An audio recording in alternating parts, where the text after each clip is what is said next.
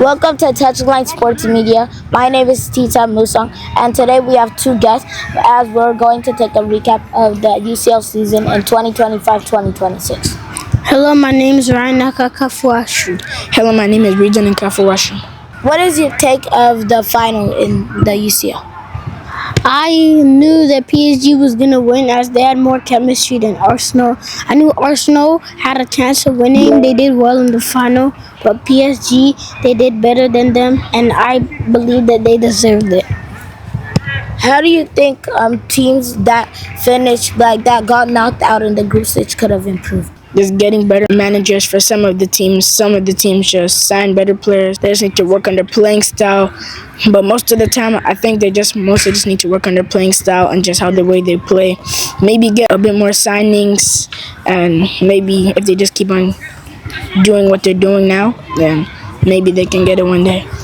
What do you think was Arsenal's weak point that contributed to their loss in the UCL final against PSG? I think the weak point was their kickoff tactic. I didn't really think that was a good one because they gave PSG the free throw, and PSG knew what they were trying to do because PSG was better than them at doing that tactic. Arsenal could have improved by their penalties. I didn't really think their penalties were that good, as I think Gabriel could have improved more on those pens. Vidian, what do you think that the Spanish teams need to work on next season to get themselves to a good spot in the UCL? For me, for the Spanish teams, I think they're honestly just playing very good. I think it's just like their players, they need to sign better players, in my opinion. Doing that process over and over, they can eventually get a big star like that one day, and maybe it can even help them win the Champions League one day. Ryan, what do you think about the English teams and how they improved this season? I think English teams could have improved and won the Premier League because they could have improved by working on their shooting. Vidian, why do you think that other leagues struggled in the Champions League this season? I think other leagues struggled because, like in the Italian league, I think they just focus on defending a lot. Like, they need to focus on attacking a bit more. The way how they just defend in Italy, it's just like they just need to focus on their attacking a bit more. I think, honestly, like the way how Inter is playing, I'm not saying it's bad. It's a good team, but like 5-man defense, I think it's just a bit too much. I think you just need to focus on attacking a bit more. And in the Italian league, I think they focus on defending a bit more. And other leagues, I think they honestly just need to sign better players. Which team in the Premier League actually deserved it? I think the team in the Premier League that actually deserved it was Arsenal, because they did well in the beginning to have good results and climb up with Mikel Arteta, because they always fell short. They were always a good team, but now they added more signings like Martin Zubimendi, Victor Gyökeres, who scored a lot of goals in the Liga Portugal, and those signings helped them to qualify, get themselves into a Champions League final and win the Premier League. I think the team in the Premier League that deserved it the most was Marseille, because they had many good players as their new signings, Anton Semenyo and Ryan Cherky. I think they deserved it because they had a good squad, and they also did really well in the Premier League. Tita, which team do you think could have won the Champions League? I think the team that could have won the Champions League was Bayern Munich, because they work hard and they don't give up until the last minute. If Vincent Kompany can just improve their squad a little bit with midfielder signings, goalkeeper signing, and then a little bit like a right back signing. Vidian, which team do you think could win the 2026 FIFA World Cup and why?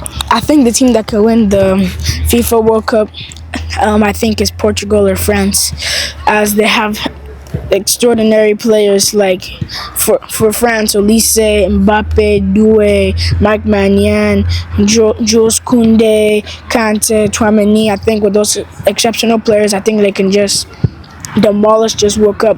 And for Portugal, they have Vitinha, João Neves, Bruno Fernandes, Costa, Ruben Dias, Bernardo Silva, and the man himself, Cristiano Ronaldo. So I think if they step up as well, they can take over this World Cup as well.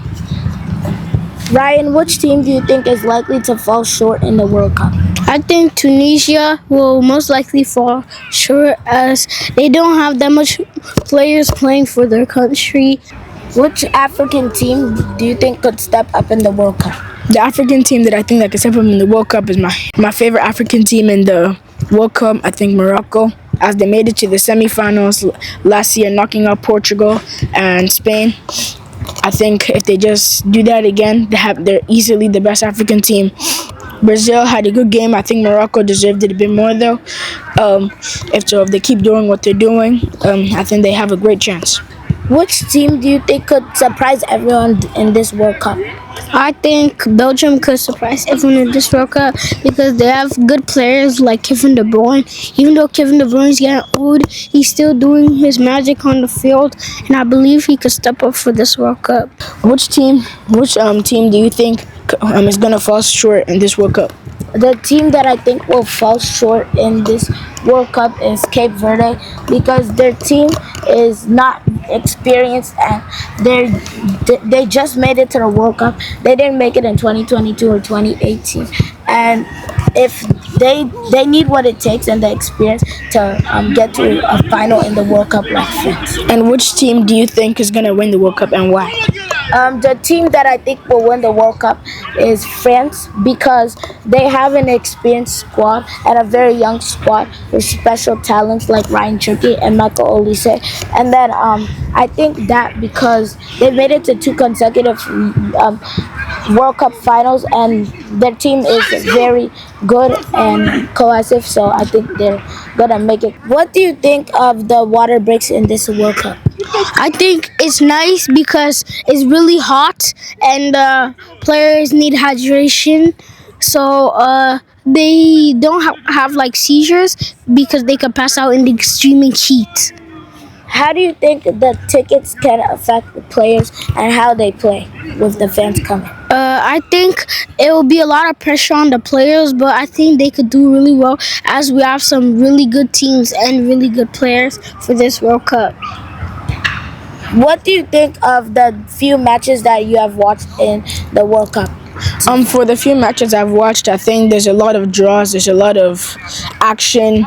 The refereeing, I think they have good refereeing. Honestly, I think they've improved in their VAR. I think sometimes the VAR just sometimes makes bad decisions about giving other people yellow cards. But luckily, they've changed the VAR rules, so they double check for the VAR, and so they know 100% that this player deserves the yellow card, and they don't mix up players like they did with America. Which African teams do you think could step up in this World Cup? The African teams that I think could step up in this World Cup is Ivory Coast and Morocco because Ivory Coast have good talents like Ahmad. And if he just continues to shine in this World Cup and if they can get their tactical vision correct and if the coach just gives them the flow and momentum to continue this World Cup, they'll be amazing in this World Cup. And then for Morocco, since they defeated Spain and Portugal in the last World Cup, I think that they can actually be the first African team to make it into a World Cup final this season because of their excellent players like Brahim Diaz and Hakim. And also, what do you think about the hydration breaks? Do you think it's valid or do you think it's non-valid?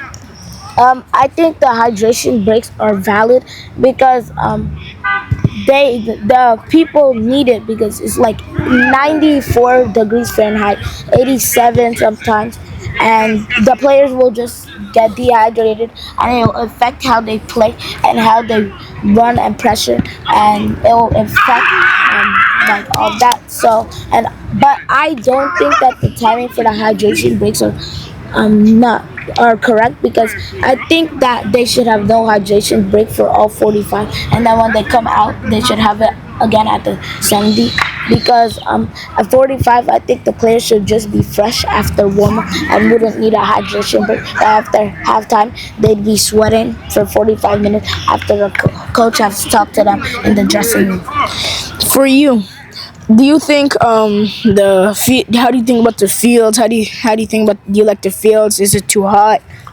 Do you think the nets are a bit too small? Do you think they need to make it bigger? Or what do you think? I think the fields are good because, as you see, this is some good turf field. I think they don't really need to do anything with the field because the field's really good. Who do you think is gonna win the World Cup this year? I think Spain will win the World Cup this year because they have young talent like Lamine Yamal, Nico Williams, Alex Bayern, and they have experienced people like David Raya and Rodri, and how like David Raya makes those good saves for Arsenal, which will contribute to the World Cup. Like he goes like this, and it's so good. What about you? I think Germany would win because they have lots of good players like Kai Havertz, Sané, Neuer, all those good players, Kimmich, and I think they'll do really good in the World Cup. Thank you for being here in TouchLine Sports. We'll see you next time.